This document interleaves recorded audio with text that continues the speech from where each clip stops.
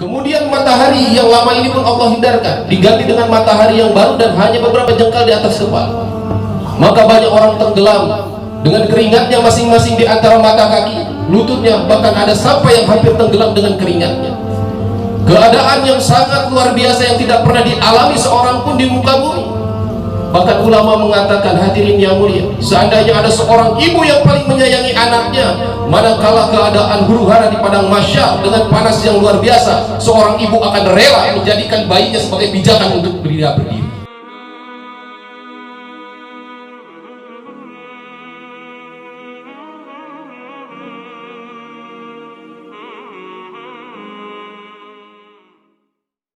Bapak Ibu yang dimuliakan Allah Subhanahu wa Ta'ala, penting menjadi keyakinan dalam setiap hati orang yang beriman bahwasanya kita ada karena diadakan oleh Allah Subhanahu wa Ta'ala. Kita hidup karena dihidupkan oleh Allah Subhanahu wa Ta'ala. Bahkan sebentar lagi pun kita mati, Allah Subhanahu wa Ta'ala yang buat mati kita. Karena sesungguhnya kematian, kehidupan adalah Allah Subhanahu wa Ta'ala yang berikan ujian terhadap kita untuk melihat siapa di antara kita yang baik amalnya. Perkara yang paling penting dalam kehidupan setiap manusia adalah perkara agama, dan ini adalah kenikmatan yang paling tinggi sebagai kita umat Islam. Karena saya yakin bapak-bapak, ibu-ibu tidak ada yang pernah meminta kepada Allah bahwa akan dijadikan orang Islam. Mungkin ibunya dulu, neneknya dulu, tapi ini kehendak Allah dan takdir Allah telah menjadikan diri kita ini sebagai umatnya Rasulullah Sallallahu Alaihi Wasallam. Dan ini merupakan satu tiket, sebagaimana Allah Subhanahu wa Ta'ala firmankan di dalam Al-Quran, wa may yabtaghi ghairal islami dinan, dan barang siapa mencari agama selain Islam, fala yuqbala minhu, maka tidak akan diterima. Satu tiket. Maka seandainya ini ayat kata ulama berhenti di situ saja, maka tidak akan ada konsekuensi apapun untuk orang selain Islam. Artinya mau Islam silahkan, tidak Islam pun tidak apa-apa. Tetapi Allah Subhanahu wa Ta'ala lanjutkan ayatnya, wa huwa fil akhirati minal khasirin. Ada kehidupan selanjutnya setelah kehidupan dunia ini, yaitu kehidupan akhirat, yang mana orang yang tidak mengambil agama Islam, janji bagi Allah adalah kerugian yang selama-lamanya. Kalau ruginya ukuran Allah bukan rugi kita sebagai pengusaha. Orang pedagang asongan, dia mungkin untung sehari 50.000 rupiah, hari kedua dia hanya dapat 20.000, maka dia katakan saya rugi 30.000. Kerugian 30.000 jauh dibandingkan dengan kerugian Pak Doni sekali menjual rumah. Karena semakin tinggi usahanya, maka tingkat kerugian akan semakin tinggi sebagaimana orang yang mengatakan itu rugi. Lalu bagaimana jika Allah Subhanahu wa Ta'ala yang mengatakan rugi? Gak bisa dibayangkan. Ruginya abadan selama-lamanya. Bahkan Allah Subhanahu wa Ta'ala telah mewahyukan kepada Nabi Muhammad sallallahu alaihi wasallam bahwasanya keadaan setelah kematian, hadirin yang mulia, adalah keadaan yang tidak pernah terbayangkan oleh setiap manusia. Hari ini mungkin kita masih lihat lantai pasir, lantai keramik, lantai tanah. Maka di padang mahsyar Allah ganti bumi yang lama ini dengan bumi yang baru dengan alas tembaga seluruhnya. Kemudian matahari yang lama ini pun Allah hindarkan, diganti dengan matahari yang baru dan hanya beberapa jengkal di atas kepala. Maka banyak orang tenggelam dengan keringatnya masing-masing di antara mata kaki, lututnya, bahkan ada sampai yang hampir tenggelam dengan keringatnya. Keadaan yang sangat luar biasa yang tidak pernah dialami seorang pun di muka bumi. Bahkan ulama mengatakan, hadirin yang mulia, seandainya ada seorang ibu yang paling menyayangi anaknya, manakala keadaan huru-hara di padang mahsyar dengan panas yang luar biasa, seorang ibu akan rela menjadikan bayinya sebagai pijakan untuk berdiri. Nauzubillah subhanallah. Dan kematian adalah hak, pasti dialami oleh setiap manusia. Kullu nafsin dha'iqatul maut.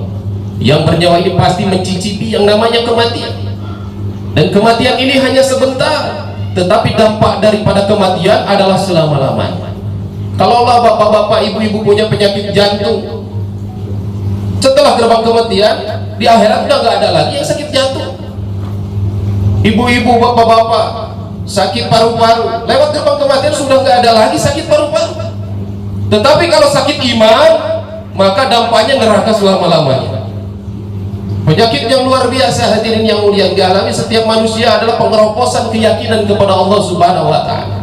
Sehingga Islam yang sudah sempurna ini hanya akan bisa dijalankan dengan amal-amal yang sempurna sesuai dengan yang disyariatkan oleh Nabi Muhammad sallallahu alaihi wasallam.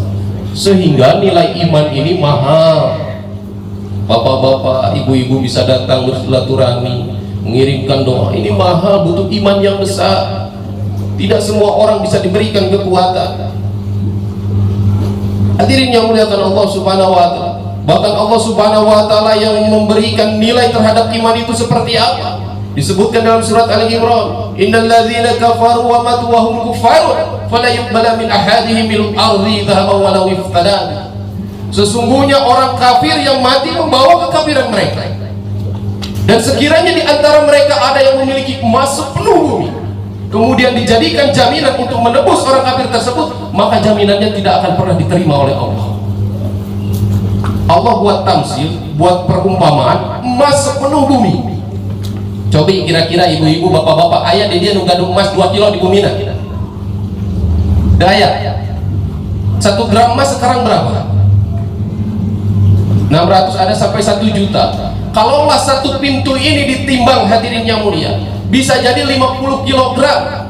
Dan jika ini dijadikan emas oleh Allah Subhanahu wa taala, diberikan kepada keluarga Pak Doni, maka otomatis keluarga Pak Doni menjadi orang terkaya di Bogor. Dan seandainya ini rumah bertonton Allah jadikan emas seluruhnya, diberikan kepada satu orang saja, maka orang tersebut akan menjadi orang terkaya di Indonesia. Dan seandainya seluruh Indonesia Allah jadikan emas diberikan kepada satu orang, maka orang tersebut akan menjadi orang terkaya di dunia. Kurang kumaha benghar, kurang bagaimana hebatnya kekayaan. Allah buat perumpamaan seluruh muka bumi dijadikan emas, dijadikan kepemilikan satu orang, yang mana isi dari bumi 7 samudra, ada benua, ada gunung, ada laut, ada semuanya dijadikan emas oleh Allah, diberikan kepada satu orang untuk menebus orang kafir keluar daripada azab Allah. Tebusannya tidak akan pernah diterima. Ulama mengatakan karena orang kafir mati tidak membawa iman, sehingga iman ini mahal. Nabi SAW sabdakan dalam mahumnya, sekecil-kecilnya iman. Apa sekecil-kecil iman? Sebesar zarah. Apa itu zarah? Di bawah debu, terbawa mati oleh kita. Apa kata Nabi SAW? Maka Allah akan tukar dengan surga yang luasnya 10 kali dunia. Untuk bisa sholat, iman itu bukan sebesar debu, besar. Tapi kadang-kadang ini kita kan jarang syukuri. Punya mobil kita syukuran, beli rumah kita syukuran, tapi kadang-kadang bisa melakukan amal-amal agama kita lupa syukur kepada Allah Subhanahu wa taala. Maka hadirin yang mulia, penting daripada agama, penting daripada Islam, penting daripada iman. Iman akan melahirkan ibadah ubudiyah yang baik. Lahir daripada ubudiyah yang baik, maka muamalah muasyarah akan Allah Subhanahu wa taala buatkan baik. Dan paling puncaknya Allah Subhanahu wa taala akan buat akhlak kita menjadi akhlak yang baik, akhlak yang mendatangkan ridhonya Allah Subhanahu wa taala. Seperti siapa? Seperti Rasulullah sallallahu alaihi wasallam. Mungkin ini terakhir. Bagaimana satu kisah Nabi sallallahu alaihi wasallam, Imam Abu Nu'aim menceritakan dalam kitab Hayatus Sahabat, seorang gembong munafik Abdullah bin Ubay. Kalau di Mekah nggak ada kaum munafik, yang ada kafir Quraisy. Tapi setelah Nabi hijrah, timbul orang-orang munafik, dan gembongnya adalah Abdullah bin Ubay. Di hadapan Nabi memperlihatkan keislaman yang sempurna, tetapi di belakang Rasulullah, di belakang para sahabat, dia mendustakan agama Nabi Muhammad sallallahu alaihi wasallam. Yang luar biasa, sampai menjelang kematiannya pun beliau masih saja memakai kemunafikan. Bahkan dalam sakaratul mautnya, beliau dianugerahi seorang anak yang beriman kepada Allah dan Rasulnya, namanya sama Abdullah. Maka diperintahkan, wahai Abdullah anakku, pergi kepada Muhammad, minta itu jubah Muhammad. Ini orang munafik.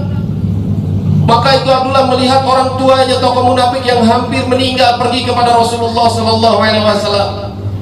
Ya Rasulullah. Maka Abdullah melihat Nabi sallallahu alaihi wasallam sedang minum, baru beberapa teguk, ada beberapa sisa air di gelasnya. Maka Abdullah minta, ya Rasulullah, bolehkah aku minta air yang ada di gelas itu? Wahai Abdullah, untuk siapa? Untuk ayahku Abdullah bin Ubay yang hampir meninggal. Berikan, kata Rasulullah, berikan. Mengapa engkau inginkan air itu? Maka Abdullah, anak daripada tokoh munafik tersebut, mengatakan, aku ingin kebarokahan daripada bekas air minummu, iman masuk pula ke dalam hati ayah. Maka itu dibawa, hadirin yang mulia, sisa daripada air minum. Maka Abdullah bin Ubay yang sedang sakaratul meminta kepada Abdullah anaknya, wahai Abdullah, engkau bawa air minum dari mana? Dekatkan. Ini adalah air minum bekas Nabi Muhammad SAW. Allahu Akbar, Pak. Ini sudah orang munafik menjelang sakaratul maut masih saja membenci Rasulullah. Maka apa yang dikatakan Abdullah bin Ubay kepada anaknya, wahai Abdullah, bawakan air kencing unta, aku lebih ridho minum itu daripada bekas Nabi Muhammad. Kurang bagaimana bencinya kepada Rasulullah SAW. Bahkan hadirin yang mulia, Rasulullah bukan tidak tahu, Nabi SAW tahu siapa tokoh-tokoh orang munafik, tapi hampir saja Rasulullah pun menyolatkannya, sehingga jadi turun asbabun nuzul Quran. Salah satu ayat dari surat At-Taubah memerintahkan kepada Rasulullah, walaupun engkau memerintahkan, walaupun engkau mendoakan lebih daripada 70 kali, maka doanya tidak akan diterima. Tapi dengan kelembutannya Nabi Muhammad mengatakan kepada Umar bin Khattab, aku akan berdoa lebih banyak daripada ini. Maka hadirin yang mulia, singkat cerita, itu Abdullah bin Ubay dikubur. Maka tiba-tiba Rasulullah memerintahkan kepada para sahabat, gali kembali kuburannya, gali kembali kuburan. Maka hadirin yang mulia, Rasulullah memperlihatkan akhlak yang mulia. Beliau mengambil air liurnya dan meletakkan di atas mulut Abdullah bin Ubay dan kembali mengangkat tangannya, sehingga apa yang terjadi? 100 tokoh orang munafik kembali beriman kepada Allah Subhanahu wa Ta'ala dengan akhlak. Pak, Bu, Rasulullah membenci orang munafik sampai seperti itu. Lalu bagaimana kita harus menghargai umat sesama Islam? Lalu bagaimana kita harus menghargai apalagi yang menjadi orang tua kita? Mungkin bapak-bapak sudah ada yang mendahului orang tuanya, mungkin ibu-ibu pun sudah ada. Hari ini apakah kita sudah paham bagaimana keadaan orang tua kita di alam kubur? 2010 Allah ambil keluarga saya semua, Pak. 9 anggota keluarga diambil oleh Allah Subhanahu wa Ta'ala. Tidak disisakan satupun kejadian itu. Tapi saya berharap, ya Allah, seluruh amal-amal soleh yang saya lakukan berikan kepada ibuku, walaupun tidak ada pahala bagiku, asalkan engkau ridha. Hadirin yang muliakan Allah Subhanahu wa Ta'ala, hari ini banyak bagaimana lihat akhlak-akhlak anak-anak kita, sedikit dibentak, membentaknya balas lebih kencang. Suami membentak istri, istri balas bentak suami. Akhlak semakin tercabut dari dalam hati orang Islam.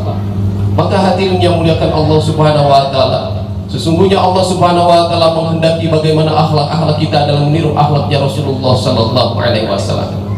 Mudah-mudahan hadirin yang mulia, dengan asbab datangnya kita ini menjadikan ibrah satu pelajaran bahwa sesungguhnya kematian itu adalah sesuatu yang paling dekat dengan diri kita. Mungkin besok, mungkin lusa, atau bahkan pulang dari sini, siapapun pasti akan mengalami yang namanya kematian. Maka sebelum kematian tiba, hadirin yang mulia, maka mari kita kembali dekatkan diri kita kepada Allah Subhanahu wa Ta'ala. Melalui siapa? Melalui ulama-ulama. Laisa min ummati man lam yubajil kabirana wa yarham saghirana wa ya'rif alimana. Bukan termasuk umatku orang yang tidak menghormati orang tua yang tidak menyayangi anak-anak dan tidak memuliakan ulama. Maka hadirnya kita, doa-doa yang kita berikan, semoga doa itu kembali kepada diri kita, keluarga kita, dan semua tetangga-tetangga kita. Sedikit saja yang bisa disampaikan. Segala yang benar datang dari Allah Subhanahu wa Ta'ala, yang salah mutlak datang daripada kebodohan diri saya pribadi. Saya memohon ampun kepada Allah Subhanahu wa Ta'ala dan meminta maaf kepada guru-guru, bapak-bapak dan ibu-ibu semuanya yang hadir. Semoga Allah Subhanahu wa Ta'ala memberikan taufik kepada kita semua. Assalamualaikum warahmatullahi wabarakatuh.